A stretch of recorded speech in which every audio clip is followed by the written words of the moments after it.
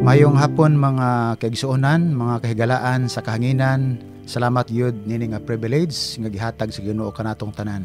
Ako di ay si Pastor V. Conserman, presently nagpastor sa nagaserve as admin pastor sa All Nation Christian Ministries Incorporated. Karong orasa usa ka higayon nga gihatag sa Ginoo nga ang akong bahin mao ang ikaduhang pulong nga gisulti ni Ginoong Hesus dito sa cross nga nagaingon, karong adlaw kauban kanako sa paraiso.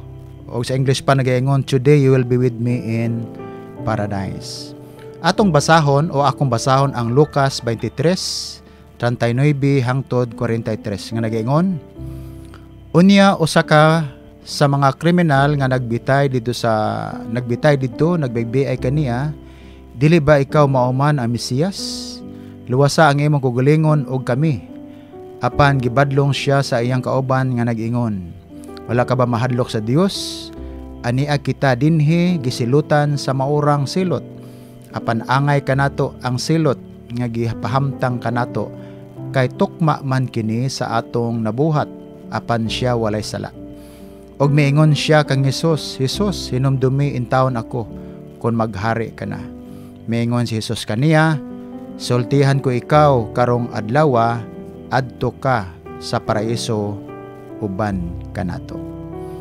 So ngano man gyud nga dunay paglansang sa unang panahon nga nakita nato or nabasa nato sa Biblia. So atong tan-awon nga sa panahon ni Ginoong Hesus adunay mga sitwasyon nga angay natong mahibaw-an. Sa panahon ni Ginoong Hesus, ang Israel under siya sa Roman Empire. So ang Romano nga panggoberno, doon na sila ginatawag nga death penalty kung kinsa kadtong mga kriminal nga takos sa maong silot angay gyud siyang ilansang dito sa cross. So tulo sila nga gilansang si Ginoong Hesus ug ang duha ka kriminal. So klaro kaayo ang sala sa duha kay mga kriminal man gyud ni, pero ang pangutana diha, nganong nahiapil man si Ginoong Hesus nga gipahamtangan og death penalty? Unsa man gyud ang iyang krimen nga nahimo ug unsa kagrabe ang sala nga nabuhat niya nganong na death penalty man siya niadtong panahona. Kanang mga pangutanaha mga igsuon ato gyud nang hibaw-an kay para masabta nato nganong gilansang man si Ginoong Hesus sa unang panahon. Ang mga Saduceo, Pariseo o Eskriba, ang mga officers sa Sanhedrin, kauban na pod ang mga officers nga pare sa unang panahon, maoy nagpasaka og sumbong kang Ginoong Hesus sa duha ka sumbong nga ilang gipasaka ngadto sa Roman government. Ang Sanhedrin sa unang panahon mao kana siya ang gitawag nga sa ato pa karon mao na gitawag nga Supreme Court. Maoy pinakataas nga korte sa unang panahon. So mostly sa mga officers sa Sanhedrin maoy nagpasaka og kaso kay Ginoong Hesus, og ang kaso nga gipasaka kaniya mao ning duha ka kaso. Una, gilabag niya or gitrespass niya ang gitawag nga Sabbath law. Ang adlawng igpapahulay usa kini ka sugo sa Old Testament nga mopahulay ta sa ikapito ka adlaw. Pero ang gihimo ni Ginoong Hesus sa unang panahon, nang ayo siya og mga masakiton, giayo niya ang mga balatianon sa panahon sa adlaw ang ipapahulay. Ang pangutana, sala ba ni o dili? Ingon si Ginoong Hesus, kung doon na mo'y karniro nga mahulog sa balon panahon sa adlaw ang ipapahulay, kung doon na gigutom nga karniro giuhaw, dili ba ninyo sila paimnon o dili ba ninyo siya kuhaon gikan sa balon? So wala makatubag ang mga Pariseo sa unang panahon. Si Jesus Christ wala nagsupak sa balaod, kundili gitagaan la niyag importansya ang kinabuhi, kay ang kinabuhi mas sobra pa man sa balaod. Ikaduha nga gisumbong nila nga si Jesus Christ nag-ingon nga siya ang anak sa Dios. Giklaim na ni Jesus Christ nga siya ang anak sa Dios.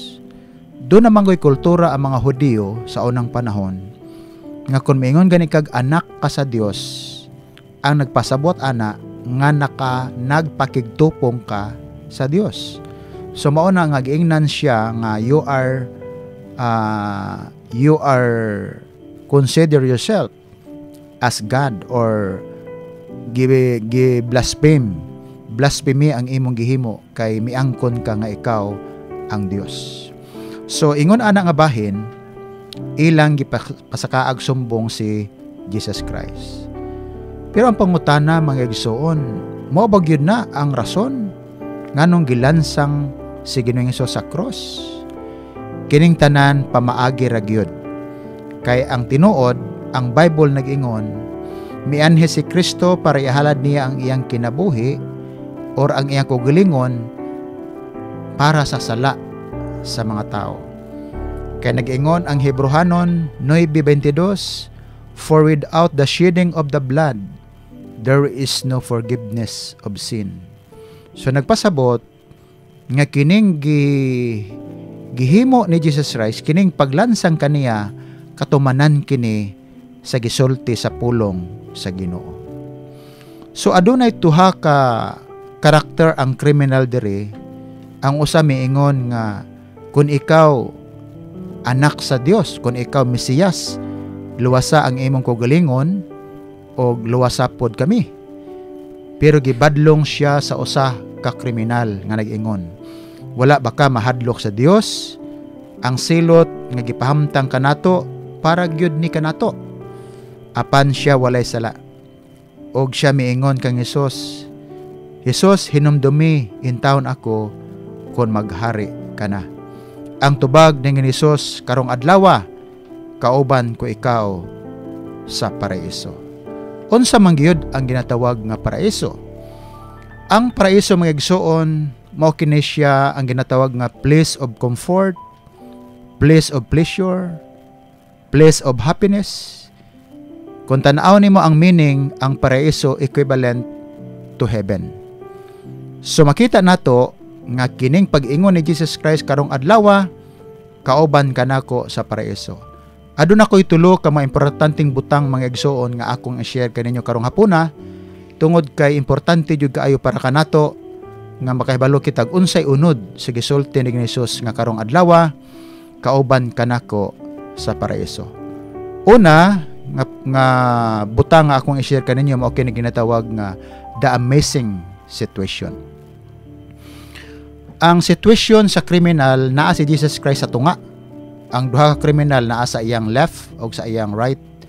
Nagpakita lang na nga kining sitwasyon nila si Jesus Christ nganong gipatunga man gyud, nganong wala man diri gipakilid sa kriminal sa left ba o sa right. Tungod kay kining higayuna nga nganong naa siya sa tunga, gitawag na siya nga amazing because para ang mga kriminal, ang mga makasasala, dunay access sa kay Jesus Christ. Dunay right or dunay katungod sa pagpangipasaylo. Kasi Jesus Christ mao ang betweener, mao ang advocator, o mao ang bridge para ang tao og ang Dios dunay relasyon. That's why miingon si Jesus Christ, ako ang dalan, og ang kamatuoran, og ang kinabuhi.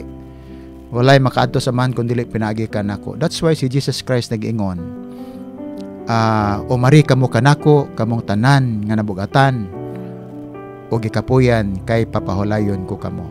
Nagpasabot mga igsoon nga kining una nga butang nga amazing situation, nagpasabot kini nga si Jesus Christ nagpatunga gyud sa duha ka kriminal para ikaw karon nga makasasala do na kay access sa kay Hesus nga moingon, Ginoo, hinumdumi ako, Ginoo pasaylo ako, Ginoo tagay ko kaluoy, Ginoo tabangi ako sa akong sitwasyon.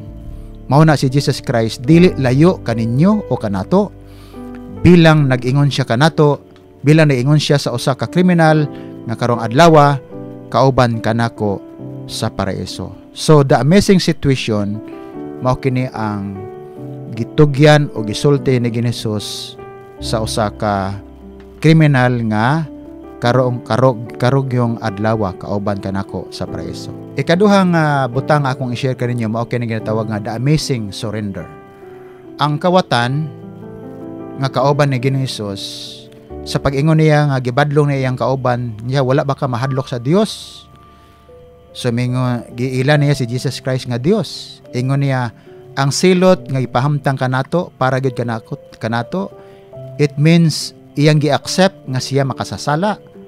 Unya ingon siya apan siya walay sala. It means giila niya si Jesus Christ nga balaan, walay sala. Og nangay isag kaluoy kay Hesus nga hinumdumi ako. So ang amazing surrender, ang usa ka kawatan or criminal nagapakita gyud nga total surrender ang iyang kinabuhi kay Hesus. At the time giingnan siya ni Jesus Christ, you will be with me in paradise. Makigsuonan dili day ulihi ang tanan kun kita mo surrender, mutugyan sa atong kinabuhi og muhatag si Jesus Christ kanato kasiguruhan nga maingon siya karong adlaw kauban kanako sa paraiso. Dili ka ba gusto niini? Dako kay kini nga promesa para niadtong mga makasasala nga modangop ug mutugyan sa ilang kinabuhi. Ikatulo nga butang magigsuon na nagaingon the amazing salvation. So at the time sa pinakalas niya nga breath sa iyang kinabuhi, gitagaan siya asyura ni Hesus nga karong adlaw kauban kanako sa paraiso. Nagpasabot. At that moment nakadawat siya og kaluwasan nga gikan sa Ginoo. Abi niyo ang atong Ginoo mahigugmaon gyud. Nagahulat gyud siya kanato para kitang tanan mahimong mga anak niya sa ingon ana nga bahin. So in conclusion magigsuonan, makita nato dire nga tungod kay kining maong kriminal nag-accept sa inggugalingon nga makasasala siya, nag-ila sa kay Jesus Christ nga balaan siya, nag-ila sa kay Jesus Christ nga Dios siya, nagpasabot nga kining tanan natupad ang iyang pangarap nga hinumdumi ako kon maghari ka na. Mao ba ni ang imong desire karong hapuna sa sa 7 ka pulong ni Hesus? Kung desire mo na ayaw o siki ang panahon, duula siya og ingna si Hesus nga hinumdumi ko Ginoo nga ako usa ka makasasala og angay gyud nato hinumduman nga kita di ay may pag-asa para sa Ginoo.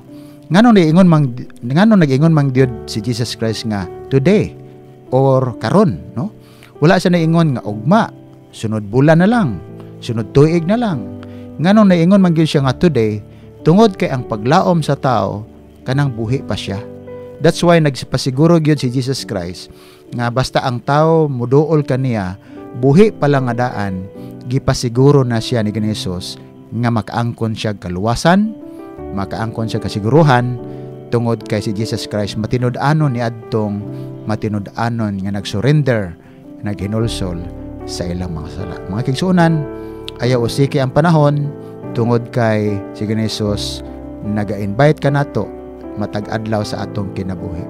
Pero ang atong kinabuhi hinumdumi nga hapit na matapos nining kalibutan. That's why ang kawatan miingon hinumdumi ako kay hibalugo siya nga katong panahon na mamatay na gyud siya.